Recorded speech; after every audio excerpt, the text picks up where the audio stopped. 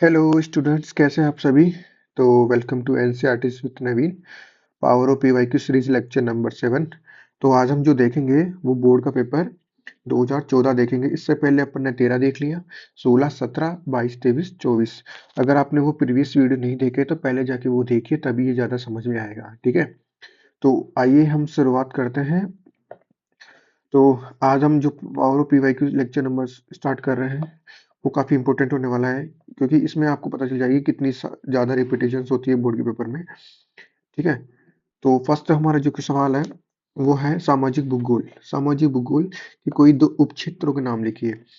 ठीक है, हमें पता है, लेकिन हमें सबसे पहले ये देखना पड़ेगा ये कहाँ से पूछा है। पीवाईक्यू में था ही, और दूसरी बात इसकी थीम रिपीटेड है। ठीक है, lecture number chapter number first, इसमें हमें तैयार करना है। आर्थिक भूगोल लगातार पूछ रहे, कम से कम 5 से 6 बार पूछ लिया इसने। सामाजिक राजनीतिक भूगोल अब ये नहीं पूछा हुआ, एक बार पूछा हुआ है, ये तैयार करना है हमें। तो तीनों भूगोल के उपक्षेत्र को तैयार करना है। ठीक है, आर्थिक भूगोल और सामाजिक भूगोल के तो 4 क्षेत्र है और राजनीतिक भूगोल के 2 क्षेत्र है। साथ ही हमें ये भी ध्यान रखना है कि वो 3 विचारधाराएं थी, पर्यावरण निश्चयवाद, ठीक है, संभववाद और नव निश्चयवाद। ये क्या है, इनकी कम से कम दो दो विशेषता पता करना है, साथ में इनके प्रतिपादक पता करना है। अंडरस्टैंड, ये तैयार करके जाओ, एक क्वेश्चन देखने को मिल जाएगा इजीली। ये है पावर ऑफ पीवाईक्यू।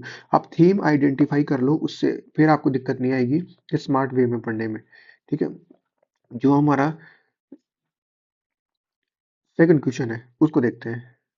ठीक है, क्या है, एलएनसी सैंपल के अनुसार। अब देखो ये क्वेश्चन 2013 में हूबहू लाइन बनाई थी, 2017 में हूबहू लाइन है, 2024 में हूबहू लाइन है। अरे तो भाई इस थीम को तैयार करो ना। ठीक है, रिपीटेड थीम है, इस थीम को तैयार कर लो। मानव भूगोल की परिभाषा, ये थीम है अब आपकी, इसको तैयार करके अच्छे से जाओ, इसकी तीनों परिभाषा से तैयार करके जाओ। रेड जेल बहुत कम पूछा है, एक पोल विडाल एक भी बार नहीं पूछा है, लेकिन ये नहीं है उस साल तुम्हारा ही खराब हो। ठीक है, उस पूछ सकता है। तो हमें तीनों मानव भूगोल की डेफिनेशन अच्छे से तैयार करके जानी है। आपकी फर्स्ट चैप्टर में डिब्बा बना कर दे रखा है, और मैंने रिवीजन सीरीज में वो याद भी करवाया था। ठीक है, नेक्स्ट है लिंग अनुपात ज्ञात करने का सूत्र। सूत्र पूछ रहा है वो। ठीक है, लेकिन इससे पहले आप जाओ कि सर्वाधिक पूछ लिया, सर्वाधिक पूछ रहा है, निम्नतम पूछ रहा है और विषय में पूछ रहा है। तो देशों का नाम याद करके जाना, पहले बता देता हूँ सर्वाधिक किस देश में है और निम्नतम किस देश में है। ठीक है, तो लिंग अनुपात ये हमारी थीम हो गई, रिपीटेड है, बार बार रिपीट हो रही है, 3 से 4 बार रिपीट हो चुका है ये। तो इसको इस थीम को अच्छे से तैयार करके जाना। मानव विकास की अवधारणा का प्रतिपादन किसने किया था। मैंने कई बार आपको बोला है, थीम को पकड़ो, आइडेंटिफाई थीम को करना है। मानव विकास की अवधारणा का प्रतिपादन डॉक्टर महबूब उल हक ने किया था 1990 में। ठीक है, और उन्होंने मानव विकास के बारे में कहा था कि लोगों के विकल्पों में जितनी ज्यादा वृद्धि होगी ना, मानव का विकास उतना ही ज्यादा होगा। अब एक और आदमी है जिन्होंने मानव विकास के बारे में डेफिनेशन दी थी, प्रोफेसर अमर्त्य सेन ने। उन्होंने कहा था लोगों की स्वतंत्रता में जितनी ज्यादा हम वृद्धि करेंगे, उतना ही ज्यादा लोगों का क्या होगा, विकास। थीम आइडेंटिफाई कर लिए, इससे जुड़ी हुई सारी, अब मानव विकास से जुड़ी हुई मानव विकास सूचकांक कौन जारी करता है, इसके कितने स्तर है, सारा तैयार करके जाना है आपको। ठीक है, नेक्स्ट, भोजन संग्रहण विश्व के किन 2 क्षेत्रों में होता है। उत्तरी अक्षांश और निम्न अक्षांश आपको मैंने पढ़ाया था। ठीक है, रिवीजन सीरीज में। ठीक है, जाके वहां देखो, रिपीटेड थीम है और 4th नंबर चैप्टर से आ रहा है बार बार में एक सवाल। नेक्स्ट, पशु आधारित किन्हीं 2 उद्योगों के नाम लिखिए। अब इसमें से ज्यादातर है ना, सारे उद्योगों को एक साथ ना पूछ कर वो पूछता है दो दो, उनके एग्जाम्पल पूछता है वो ज्यादातर। ठीक है, तो कच्चे माल पर आधारित सभी उद्योगों के दो दो एग्जाम्पल हम तैयार कर लेंगे, ताकि हमें दिक्कत नहीं आए। और आकार के ऊपर आधारित उद्योग कौन कौन से, वो भी हम तैयार कर लेंगे 3। उनको तो डेप्थ में तैयार करो। अब ये थीम है, अब ज्यादातर 99% है यहाँ से पूछता है और फिर उसके बाद में यहाँ से पूछता है। अब इसमें क्या रहा, आधुनिक विनिर्माण के आधार पर उद्योगों की विशेषता ही रहा, क्योंकि पीछे पूछा हुआ है 2013 में। तो रिपीटेड सवाल होगा, देख लेना। इन तीनों सवालों से एक सवाल कंफर्म बनेगा, कंफर्म बोल रहा हूँ। ठीक है, तो इनके दो दो एग्जाम्पल आप याद कर लेंगे, रिपीटेड है पीवाईक्यू। जनसंख्या घनत्व रिपीटेड पीवाईक्यू है। परिभाषा याद कीजिए, परिभाषा से जुड़े हुए सब, भारत में सर्वाधिक घनत्व किसका है और निम्नतम किसका है, ये आपको तैयार करके जाना है अच्छे से। ठीक है, ये हटा दिया गया है। एकांकी बस्ती क्षेत्र में विकसित कीजिए। देखो क्षेत्र पूछा है, आप अंडरस्टैंड ये करो ना, क्षेत्र देखो, एक बार भी ऐसे नहीं पूछा कि वो क्या है। मानव बस्ती, गुच्छित बस्ती क्या है, एकांकी बस्ती क्या है, पल्लीकृत बस्ती क्या है, ऐसे नहीं पूछता है। वो पूछ रहा है पल्लीकृत बस्तियों में से स्थानीय नाम पूछ रहा है, या फिर जितने भी जो बस्तियों के नाम पूछा है ना, उनसे जुड़ा हुआ सवाल वहां से पूछता है कि ये किन क्षेत्रों में पाई जाती है। तो हमें उसमें जो एग्जाम्पल दे रखे हैं बुक्स में और नोट्स में, उन एग्जाम्पलों को ढंग से करना है। ठीक है, ये मानव भूगोल की 4 बस्तियों के स्थानों को ढंग से याद करना है। कि किन क्षेत्रों में पाई जाती है। नेक्स्ट है औद्योगिक नगरों की। अब देखिए पर कार्य के आधार पर जो नगरों को बांट रखा है आपके, उन नगरों की सीधा एग्जाम्पल पूछा है, या तो गैरिसन नगर को स्पष्ट करवा लेता है अलग से, ठीक है, या अब बाकी नगरों में पूछा है ना तो उसने दो दो एग्जाम्पल पूछा है, ठीक है। तो हमें क्या करना है, इसी रिपीटेड थीम को अच्छे से तैयार करना है। गैरिसन नगर को थोड़ा अच्छे से तैयार करना है, बाकियों को दो दो लाइन में तैयार करना है, और दो दो तीन तीन एग्जाम्पल तैयार करना है, क्योंकि दो एग्जाम्पल तो पूछेगा ही पूछेगा वो। नेक्स्ट नेक्स्ट है हमारा जल संभर क्षेत्र के कोई दो उद्देश्य। अब देखो जल संभर क्षेत्र से जुड़ी हुई तीन योजनाएं पढ़ाई थी हमने आपको उसमें सीरीज में, कौन कौन सी है वो, और उद्देश्य कौन कौन, ये आपको तैयार करना है। वो क्या है, किसने लागू करी है, और उसका उद्देश्य क्या है, क्यों लाया गया था। साथ में वर्षा जल संग्रहण आपको तैयार करना है, और उसके चार लाभ तैयार करना है। ये चार लाभ तैयार करके ही जाओगे, क्योंकि तीन तीन बार रिपीटेड सवाल पूछा है इससे। तो थीम रिपीटेड है, तो ये सारी चीजें आप तैयार करके जाओ, गारंटी सवाल हूबहू मिल जाएगा आपको, ठीक है। नेक्स्ट है हमारा कि औद्योगिक, ये हट गया है, एक बार देख लेना। जल प्रदूषण के दो परिणाम पूछा है। अब मैंने कई बार बोला है, ये क्वेश्चन इतनी बार रिपीट हुआ है इसकी हद नहीं। इस चैप्टर में से पूछने वाले सवाल यही है। इसके अलावा एक सवाल है भूमि निम्नीकरण, उसके कारण परिणाम उपाय भी देख लेना अब एक शॉर्ट नोट्स में, ठीक है। भू, भूमि प्रदूषण, जल प्रदूषण, वायु प्रदूषण और ध्वनि प्रदूषण, इनको आप क्यों ना एक बार अच्छे से तैयार कर लो। कारण परिणाम इनके देखो, परिणाम या कारण तो पूछ, या तो परिणाम पूछ लेता है या कारण पूछ लेता है। उपाय कम से कम पूछा गया है अभी तक, परिणाम और कारण ज्यादा पूछता है, तो उपाय भी हमें इन सबकी दो दो लाइन तैयार करनी है। भू भू पर्यावरण किस प्रकार से होता है, कारण उसके परिणाम क्या होंगे, उसके उपाय क्या है, ठीक है। ये तैयार करना रिपीटेड थी में। विश्व में ग्रामीण और नगरीय संगठन का, अब इस संगठन से घबरा मत जाना, ग्रामीण और नगरीय जनसंख्या में अंतर संगठन में अंतर पूछा है उसने, ठीक है। रिपीटेड थी मैं, अगर प्राथमिक और द्वितीय क्रियाकलापों में अंतर पूछ रहा है, तो मैंने आपको कितनी बार बोला है, सभी क्रियाकलापों की उनकी परिभाषा और प्रमुख गतिविधियां आपको तैयार करना है अच्छे से। 2 नंबर का था, तो इनकी डेफिनेशन देनी थी, और दो दो तीन तीन इनकी क्रियाकलाप लिखने थे, बस रिपीटेड हो गया। यदि आपको मुंबई से न्यूयॉर्क की समुद्री यात्रा करनी हो तो किस समुद्री जल मार्ग का चयन करेंगे, भाई आपको याद होना चाहिए।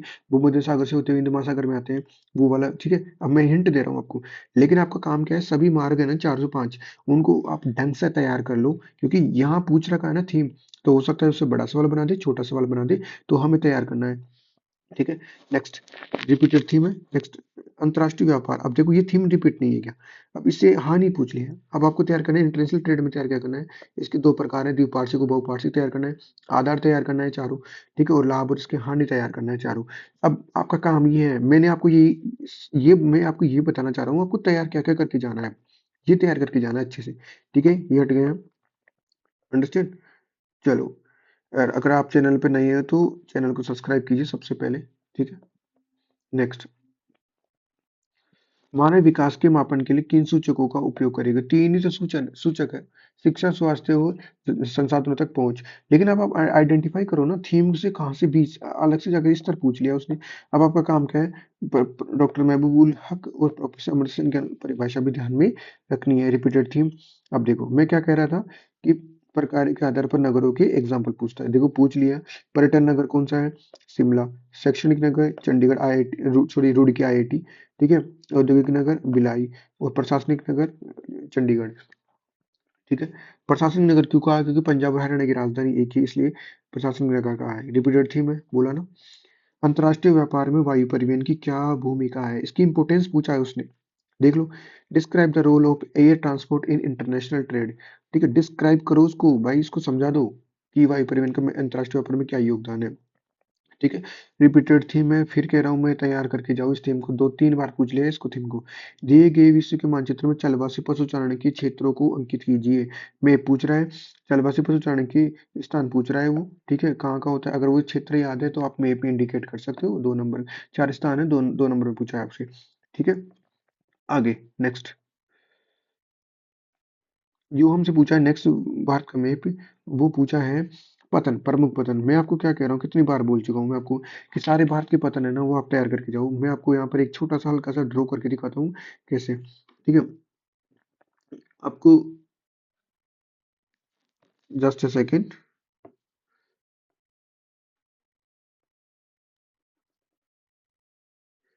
दिस लाइन,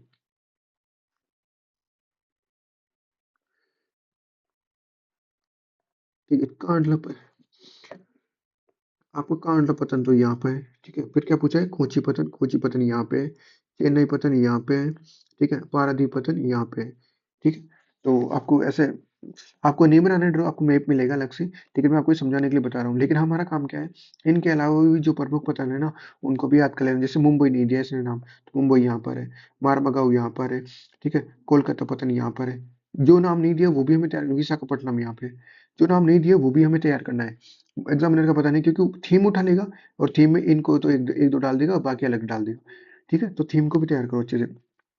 रेल पटरी के आधार पर अब देखो, ये 2024 में भी आया था, 2013 में भी आया था, हु बहू सवाल, लाइनें चेंज नहीं करता एग्जामिनर, उठा के डाल दिया। तो यही है पावर ऑफ पीवाईक्यू सीरीज का मतलब, कि आपको थीम अगर पता है, पीवाईक्यू अगर पता है ना, तो आप प्रिडिक्ट कर लोगे क्वेश्चन को कौन सा सवाल आने वाला है, ठीक है। मिड लाइन, मानक लाइन, ये 3 लाइनें थी। भारतीय पर्वतीय क्षेत्रों के विकास के लिए 4 सुझाव पूछ रहा है। 4 सुझाव तो ठीक है, लेकिन हमें थीम आइडेंटिफाई कर लिए ना। नियोजन वाला चैप्टर था, आपको याद है, उसके उपागम याद कर लो नियोजन के। उसके भरमौर जनजातीय क्षेत्र विकास कार्यक्रम याद कर लो, इंदिरा गांधी नहर का मानचित्र याद कर लो, सतत पोषण विकास याद कर लो। ये अभी इनको भी तैयार करके जाओ, क्योंकि ये सारे के सारे रिपीटेड है। भरमौर जनजातीय क्षेत्र विकास कार्यक्रम नहीं पूछा, गद्दी क्षेत्र जनजातीय कार्यक्रम पूछा था, जो कि इस बार आपके उसमें नहीं है बुक में, लेकिन ये याद करके जाओ। पूछेगा भ्रम और जनजातीय क्षेत्र विकास के लिए 4 सुझाव दीजिए। तो इंदिरा गांधी ने पूछ लिया, सतत पोषण विकास पूछ रखा है कई बार। तो थीम आइडेंटिफाई कर लिया हमने, अभी थीम से जुड़ी हुई सारी चीजें तैयार करना है। नेक्स्ट, गंदी बस्तियों की 4 समस्या बताए। और गंदी बस्ती पूछे, चाहे महाराष्ट्र की धारावी बस्ती पूछे, चाहे नगरीय बस्ती पूछे, चाहे ग्रामीण, ग्रामीण में थोड़ा अलग हो जाएगा। इनके 4 सुझाव पूछ रहे हैं कि गंदी बस्तियों की समस्या को कैसे कम किया जा सकता है। रिपीटेड थीम है, बार बार पूछ रहा है, 3 से 4 बार पूछ लिया है ऑलरेडी। विश्व के 4 महान पार महाद्वीपीय रेल मार्ग, 4 पार महाद्वीपीय थे, पार साइबेरियन, पार ऑस्ट्रेलियन, पार कैनेडियन और संगोर प्रशांत। याद आ गया होगा। अब ये बड़ा सवाल पूछ लिया, 2015 का पेपर, 14 का पेपर कर रहे हैं अपन, तो 2025 में पूछने की संभावना सर्वाधिक है इसकी, ठीक है। तो ध्यान रखिए, ठीक है। नेक्स्ट है हमारा, कच्चे माल पर आधारित उद्योगों पर की कीजिए। अब ये देखो, सवाल कितनी बार पीछे पूछ लिया, इससे एग्जांपल पूछ रहा है, अब यहाँ पर दोबारा दे दिया है इसमें। तो ये फेवरेट टॉपिक है उसका, बोर्ड का पता नहीं क्या है इसमें, जो फेवरेट बार बार सवाल पूछ रहा है इससे। निर्वाह कृषि को वर्गीकृत कर उसकी विशेषता बताना है, ठीक है। उसको पहले तो बांटना है 2 भागों में, फिर उसको विशेषता बताना है उनकी, जिनको बांटा है उनकी 2-2 तीन-तीन विशेषता बताना है। फिर विश्व के प्रमुख क्षेत्रों में कौन से क्षेत्रों में की जाती है। 3 भागों में बांट दिया है इसने। पहले उसको विभाजित करो, फिर उसकी विशेषता बताओ, फिर उसके प्रमुख क्षेत्रों के नाम बताओ। रिपीटेड थीम है, प्राथमिक क्रियाकलाप में से पूछ रहा है ये चैप्टर, ठीक है। भूमि भारत में भू उपयोग के किन 3 संवर्गों में, किन संवर्गों में वृद्धि हुई, ठीक है। वहां तो 3 पूछा था, 13 में पूछा, 14 में पूछा है और 24 में पूछा। 24 में नाम दे के पूछ लिया है कि उनकी वृद्धि के होने के क्या कारण है। देखो ये है रिपीटेशन का कमाल। भारत में चीनी उद्योग की ये रिपीट हुआ है बार बार में। उत्पादक और राज्य में आने वाली समस्या को विश्लेषण कीजिए, रिपीटेड है। तो thanks for watching Naveen. Sir ने आपका ये समझाने की पूरी ट्राई करी है। देखो, मैं ये कहना चाहता हूँ कि जो थीम आ रही है ना, उसके अकॉर्डिंग आप तैयार कीजिए चीज़ों को, उसके आसपास की सारी चीज़ों को तैयार कर लो। और हमारे पास इतना समय नहीं है कि हम थोड़ा डेप्थ में जाएं। मोटी मोटी चीज़ें हैं, स्मार्ट वर्कली अगर कर रखा है आपने, तो जो पी वाई क्यू में जो थीम है और जो पी वाई क्यू है, पी वाई क्यू में जितने भी क्वेश्चन है उनको तो सारों को याद करना है, और उनकी थीम है ना, उनके आसपास की चीज़ों को भी याद करना है। मैं कह रहा हूँ 99% 56 में 56 ईजिली हो जाएंगे, ठीक है। और इसी सीरीज को हम कंटिन्यू कर रहे थे। तो मेरा काम था आपको गाइड करना, समझाना कि चीज़ें कैसे होती है पीवाईक्यू में रिपीटेड। तो क्योंकि कई बच्चों को मैंने देखा है स्मार्टली वे में पढ़ते हैं, पीवाईक्यू को देखते हैं, कहाँ से क्वेश्चन पूछा है, उसके आसपास की चीज़ों को तैयार कर लेते हैं और जाके स्मार्टली वे में आंसर करके आ जाते हैं। तो उनका अच्छा स्कोर हो जाता है। आपको भी सेम प्रोसेस करना है। आई होप कि आपकी प्रिपरेशन अच्छी चल रही होगी। ज़्यादा से ज़्यादा रिविजन कीजिए, ज़्यादा से ज़्यादा हो सके उतना, ठीक है। Thank you, bye bye.